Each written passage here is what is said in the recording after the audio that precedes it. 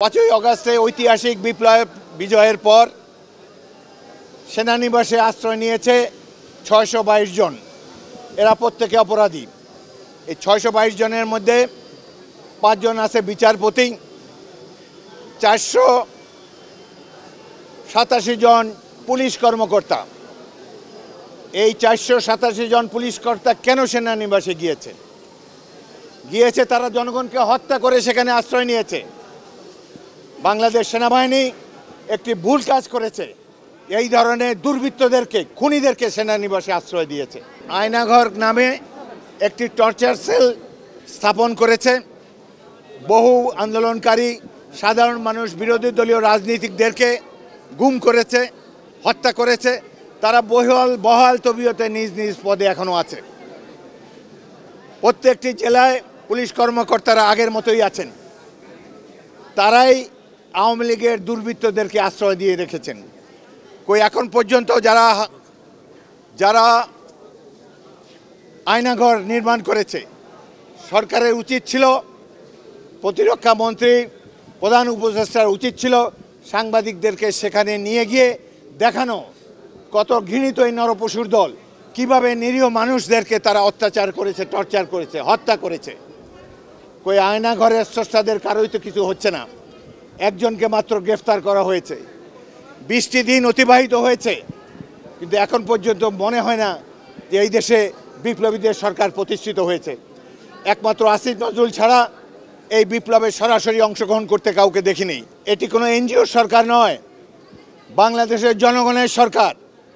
আমরা যারা গত 16টি বছর ধরে মানুষের উপরে অত্যাচার নির্যাতন চালিয়েছে, তাদেরকে শাস্তির আওতায় আনতে হবে। অবিলম্বে যেই 487 জন এখানে আশ্রয় নিয়েছিলেন তাদের তালিকা প্রকাশ করুন। তালিকা প্রকাশ করতে ভয়ের কি আছে? বিপ্লব সফল করতে হলে এই দুর্বৃত্তদেরকে দমন করতে হবে। আমরা বিস্ময়ের সাথে লক্ষ্য করেছি, কয়েকদিন পরে একটি প্রতিবিপ্লব সংগঠিত করার চেষ্টা করা হয়েছে, যাতে মদত দিয়েছে কয়েকজন বিচারপতি এবং গোপালগঞ্জের কিছু প্রতিবেশী রাষ্ট্রের মদতপুষ্ট সন্ত্রাসী দল। কিভাবে তারা 5ই আগস্টের পরেও এই সাহস দেখায়? তারা সেনাবাহিনীর গাড়ি পুড়িয়ে দিয়েছে, সেনা সদস্যদেরকে হত্যা করা হয়েছে। আমরা তাদের দৃষ্টান্তমূলক শাস্তি দেখতে চাই। আমরা এই বিপ্লবের একটা সফল পরিণতি দেখতে চাই এবং সশস্ত্র বাহিনীর কাছে অনুরোধ জানাবো, তারা যতদিন এই বাহিনী থাকবে তারা সব সময় যেন জনগণের পাশে দাঁড়ায়, জনগণের আশা আকাঙ্ক্ষার বাস্তবায়ন করে এবং কখনোই ভুলে যাবেন না আপনারা কেউ জনগণের প্রভু নন। অনতি বিলম্বে আমরা দোষী ব্যক্তিকে সরিয়ে প্রয়োজন হলে এই যে উপদেষ্টা পরিষদ আছে সেখানে আরও ছাত্রদেরকে নেন, যারা বিপ্লবে অংশগ্রহণ করেছে তাদেরকে নেন। আমাদের বুদ্ধিজীবীদের আর প্রয়োজন নাই, যারা তাকিয়ে তাকিয়ে দেখে, দুঃসময়ে চুপ থাকে আর বিজয়ের পরে এসে ক্যামেরার সামনে দাঁড়ায়। সুতরাং এই অবস্থার অবসান চাই। প্রকৃত বিপ্লবীদেরকে নিয়ে এই সরকার গঠিত, এটাই আমরা কামনা করি।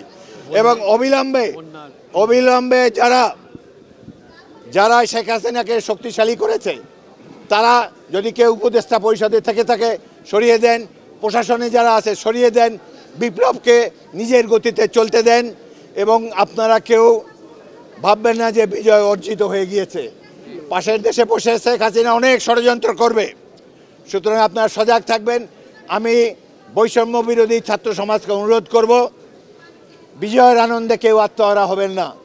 আপনারা রাজপথে থাকুন।